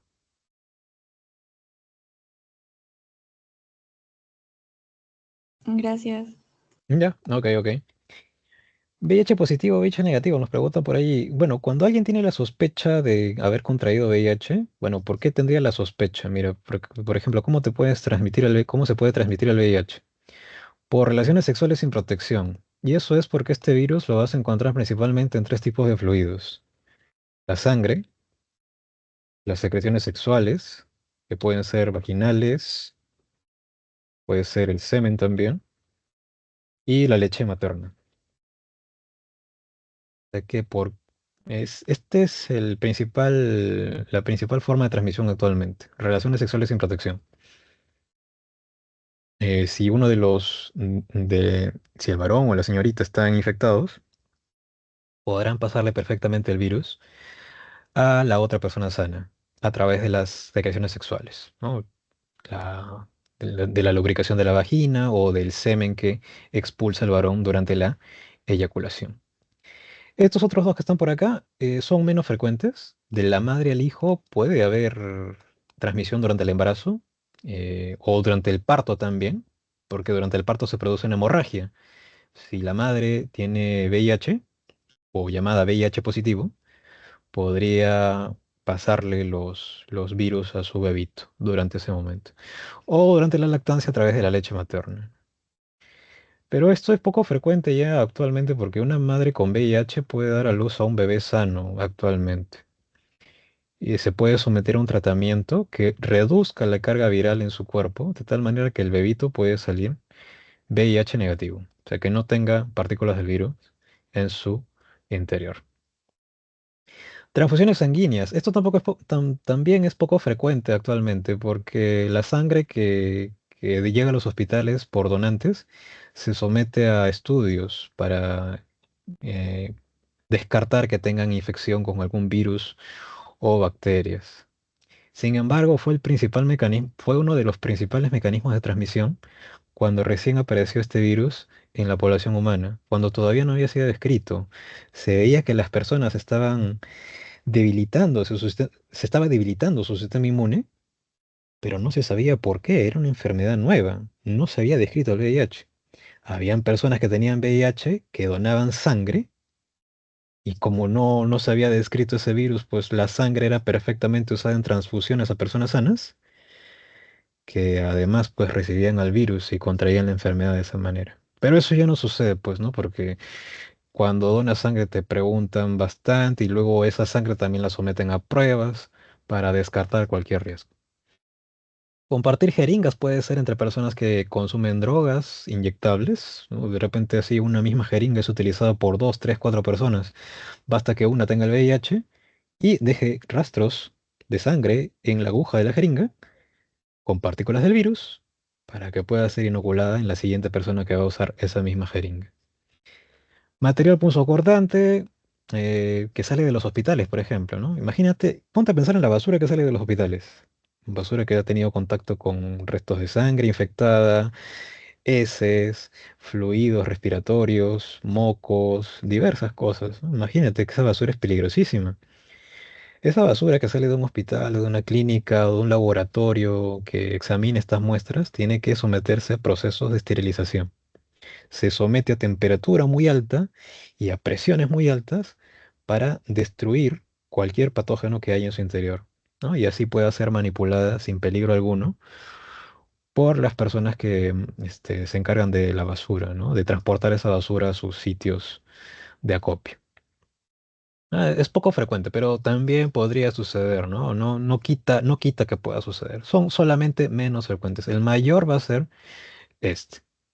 Por eso es importante mantener relaciones sexuales con protección, ¿no? Lo que es el preservativo o condón, ¿no? En el caso de personas que son promiscuas o tienen varias parejas sexuales.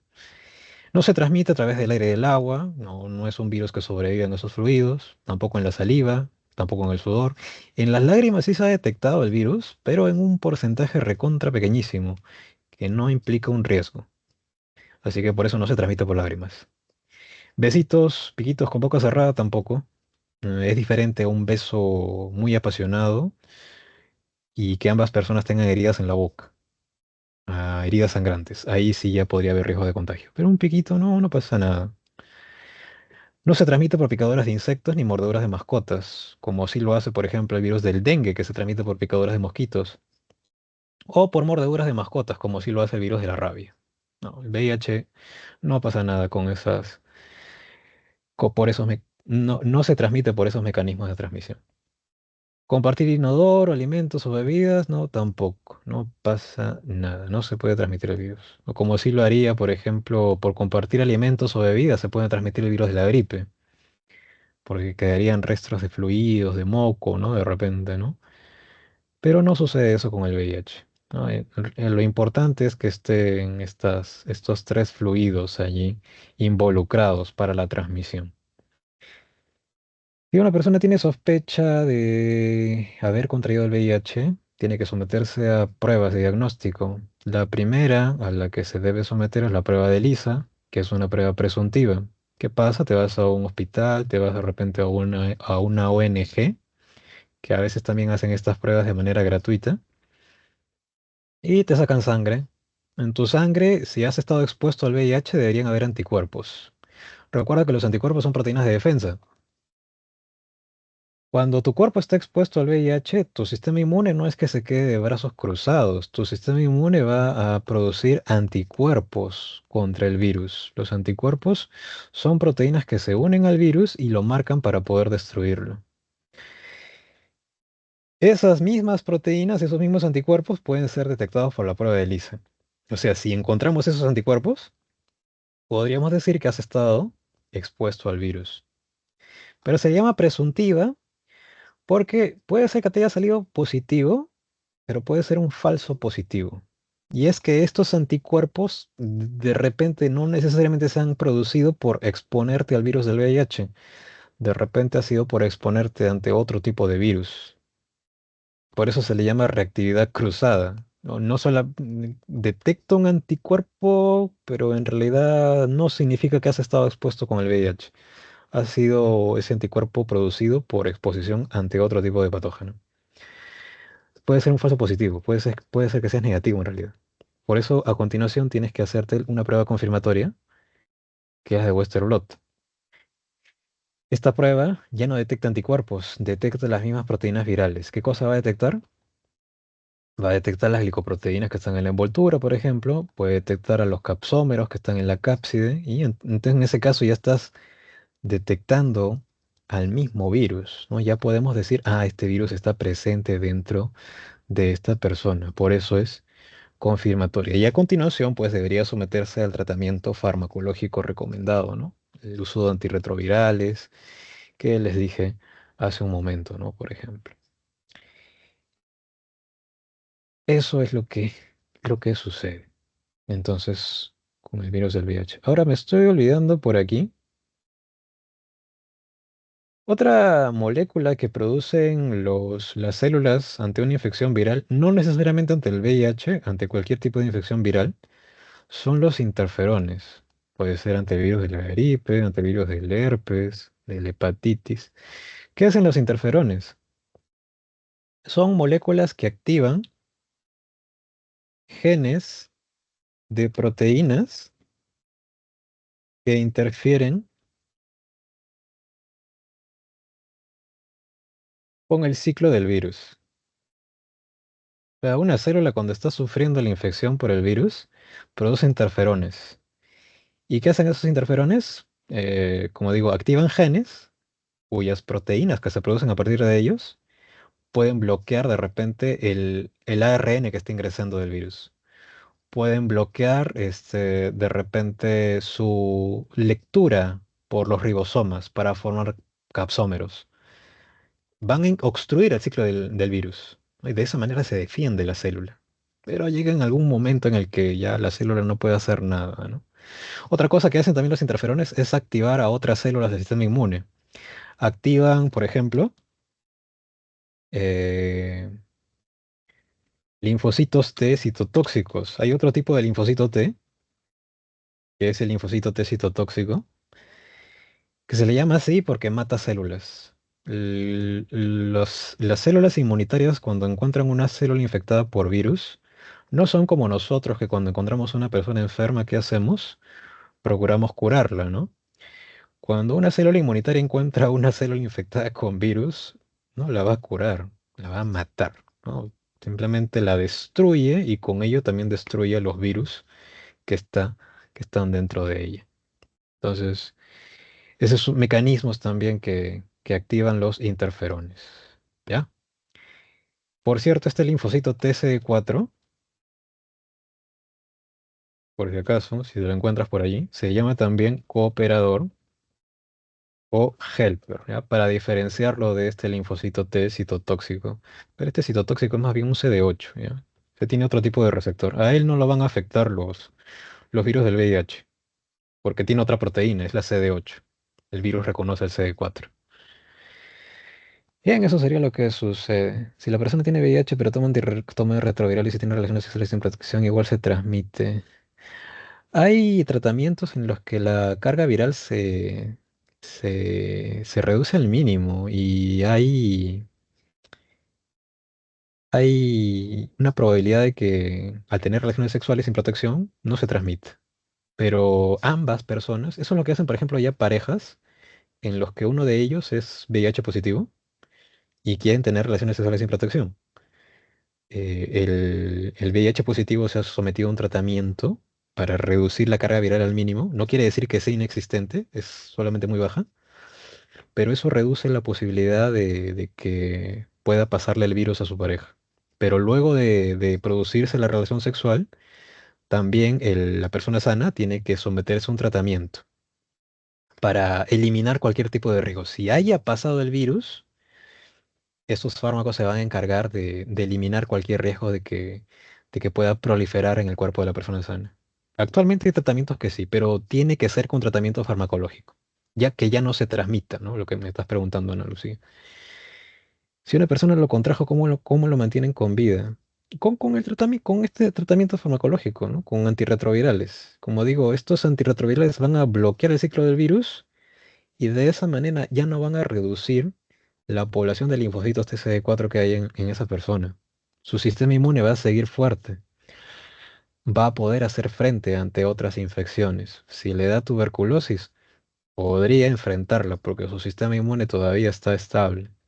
A diferencia de una persona que ya contrajo SIDA, su sistema inmune es una barra de triple y los virus oportunistas van a ser como balas de una metralleta.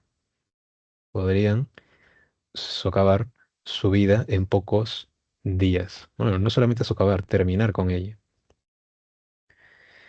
No, los interferones son moléculas naturales que se producen en las células, pero sí hay interferones sintéticos también, que se pueden administrar artificialmente. Pero de manera natural, tus células producen interferones también. Sí.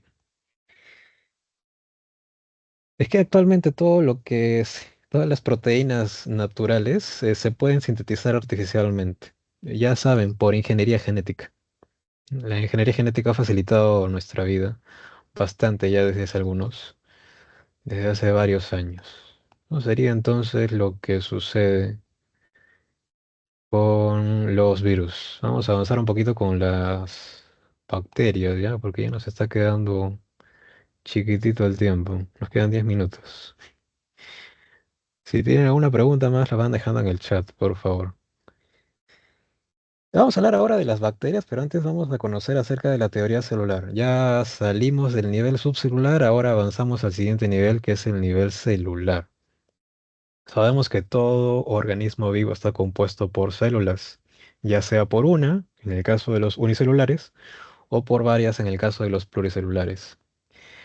Gracias a los descubrimientos que hizo Anthony van Leeuwenhoek hacia el siglo XVI,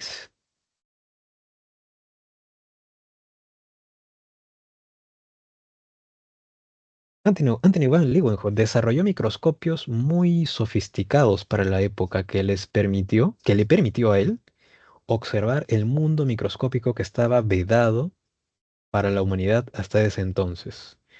Porque hasta ese entonces no teníamos manera de observar bacterias, protozoarios, nuestras propias células.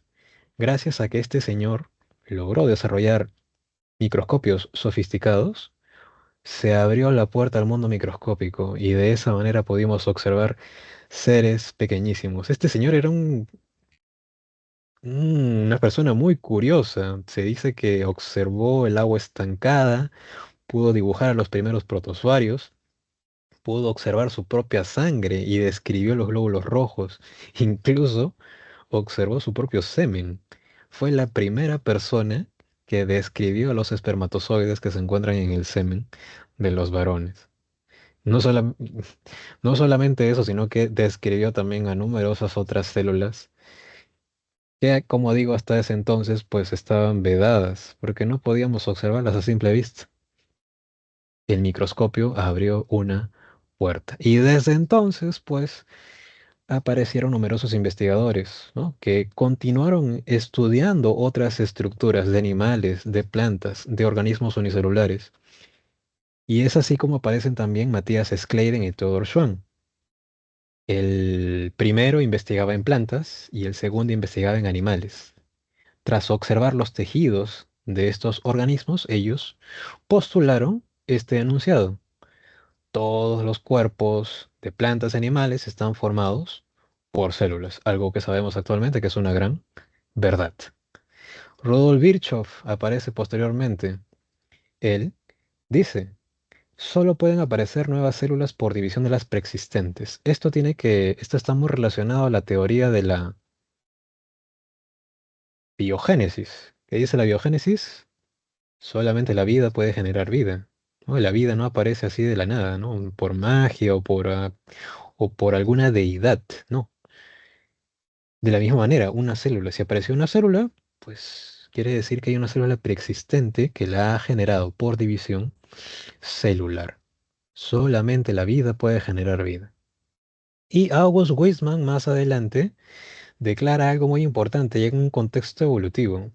Todas las células que viven actualmente se remontan a los tiempos más antiguos. Esto quería decir, pues, que todos los organismos que estamos presentes actualmente en el planeta Tierra, las células que nos componen, probablemente se originan de células ancestrales que han vivido en tiempos muy antiguos, que tenían quizás formas más diferentes, pero que quizás podemos sospechar cómo eran, porque actualmente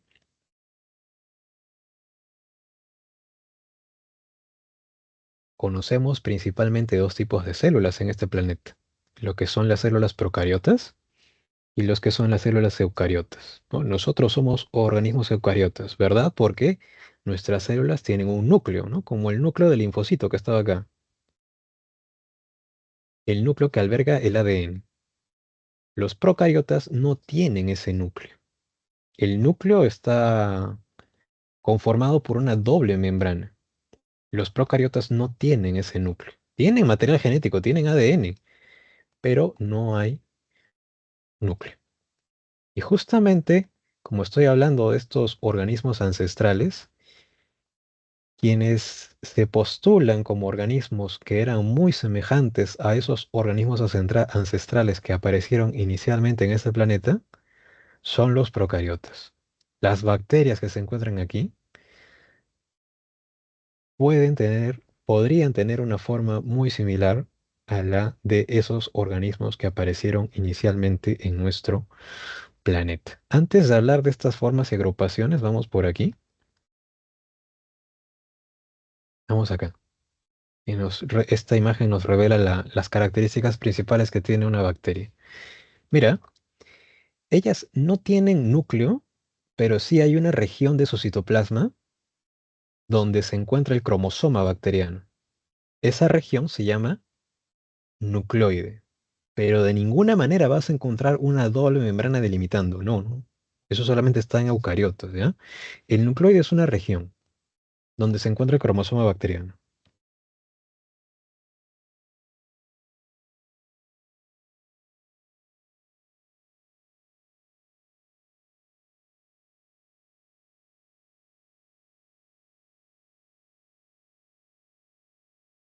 Y ojo, las bacterias solamente tienen un cromosoma bacteriano. Es diferente de los eucariotas como nosotros, ¿no? Por ejemplo, ¿cuántos cromosomas tenías tú? Tenías 23 pares, ¿verdad?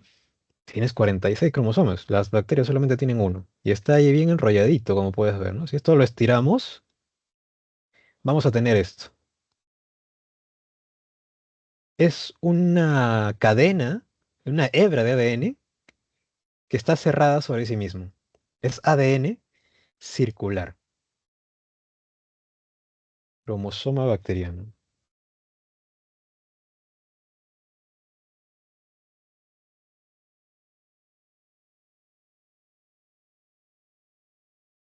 ADN circular. ¿Ya? Otra característica importante es que, bueno, como cualquier célula van a estar delimitados por una membrana, pero por encima de esta membrana pueden presentar una estructura llamada la pared. Que la podemos ver por acá. Mira, si esto es la membrana, aquí está la capa de la membrana, por encima vas a encontrar la pared, que tú ya sabes hace un momento, bueno, no, la semana pasada te lo dije, ¿no? La pared de las bacterias está conformada por péptido glicano, ¿verdad? Péptido glicano, o también llamado moreína. Ahora, por encima de esa pared, por encima de esa pared, hay otra capa. Puede haber otra capa. Esa capa es la cápsula. La cápsula está conformada más bien por polisacáridos y cumple diversas funciones que vamos a ver más adelante. Entre ellas la de adhesión, por ejemplo. Le permite a la bacteria adherirse al sustrato que la rodea. Si yo les pregunto a ustedes, ¿será entonces el cromosoma bacteriano el único lugar donde encontramos ADN en una bacteria? La respuesta sería no, porque también pueden presentar ADN extracromosómico, lo que se llaman los plásmidos. Estos no están formando parte del cromosoma bacteriano, pero también están por allí en el citoplasma de la bacteria. Es ADN extracromosómico. Ahora ya vamos a ver más adelante para qué son importantes estos plásmidos extracromosómico. Extracromosómico porque están fuera del cromosoma bacteriano. Estas bacterias, a su vez, pueden presentar estructuras de locomoción. Pueden presentar flagelos. Este flagelo bien largo que estamos viendo acá, por ejemplo, es para la locomoción. Están compuestos principalmente de una proteína que se llama la flagelina. Tiene un nombre muy obvio, ¿no? La flagelina conforma el flagelo. Y su función, pues, va a ser, pues, la locomoción, ¿no? Van a estar moviendo bien duro el flagelo para poder trasladarse de un lugar a otro.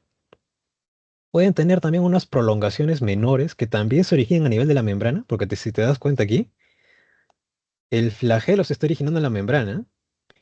Estas menores que parecen pelitos se llaman fimbrias. Aquí están, estas fimbrias. Ellas también están involucradas, bueno, no en la locomoción, sino más bien en la adhesión. Es básicamente su función, la adhesión. Hay otras, también estructuras alargadas de menor longitud. Esto es lo que estamos viendo acá. También se originan en la membrana, que se llama el pelo o también se le llama el pili sexual.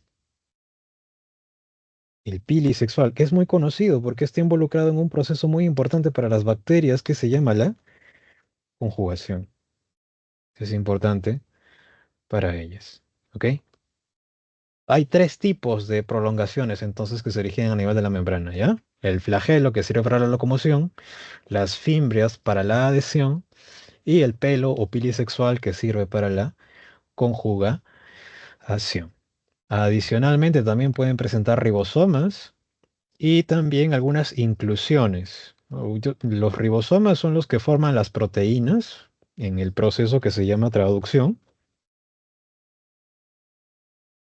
Y inclusiones básicamente son moléculas que están agregadas. Pueden ser moléculas de lípidos, pueden ser moléculas proteicas que están formando un gránulo allí en el citoplasma. Bien, esa sería la estructura así en resumen que hay de una bacteria.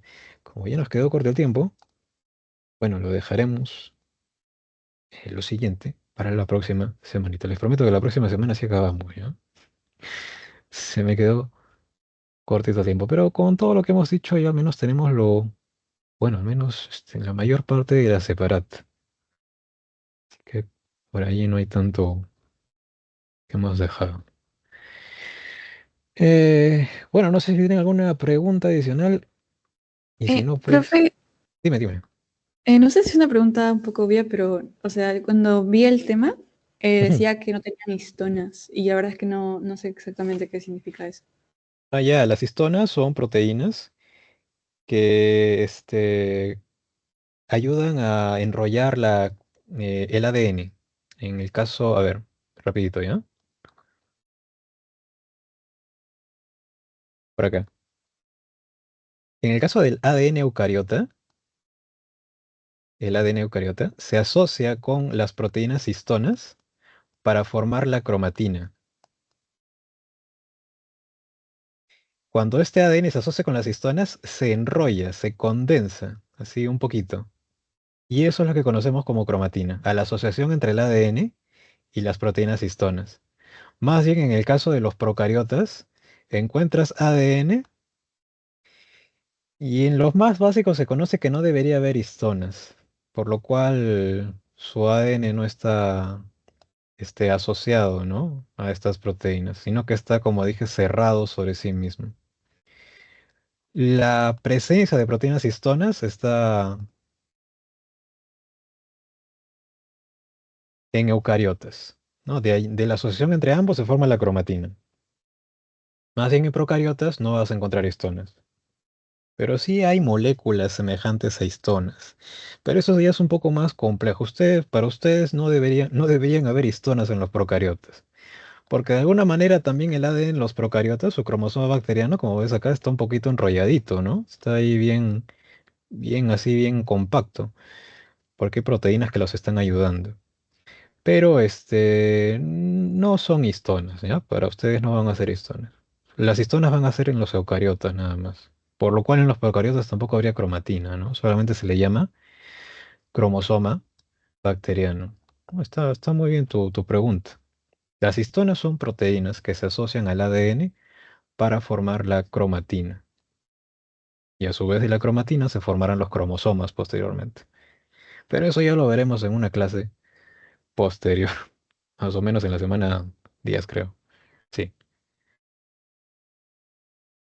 Y dime, Luciana. Sí, está bien, está bien.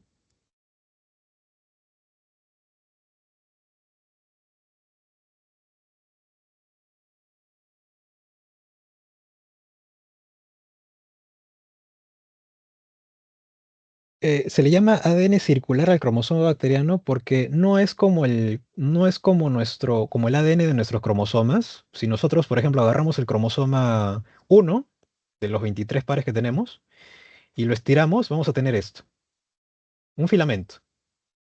En cambio, si tú agarras un cromosoma bacteriano, no vas a tener un filamento, vas a tener algo cerrado sobre sí mismo. Está unido, como una liga. Por eso se le llama ADN circular. El cromosoma bacteriano, que es único, es ADN circular porque está cerrado sobre sí mismo. Esa es la explicación, Luciano.